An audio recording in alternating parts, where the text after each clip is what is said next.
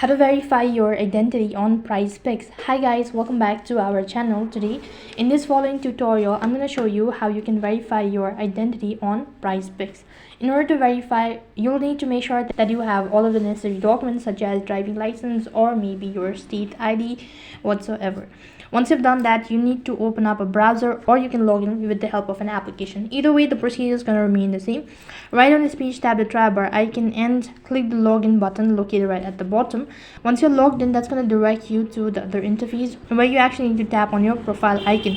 So once you click the profile icon, it's going to direct you to the other interface where you'll be able to see an option as verify your identity. In order to increase the limits, you need to go ahead and tap the verify button, and accordingly you'll be shown what documents are required in order to verify. So in order to verify, you will have to either provide in a passport, state ID, or maybe driving license whatsoever. Select that and upload and start filling out the form.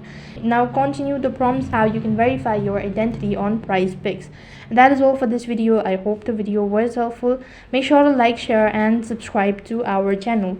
Thank you for watching. See you in the next video.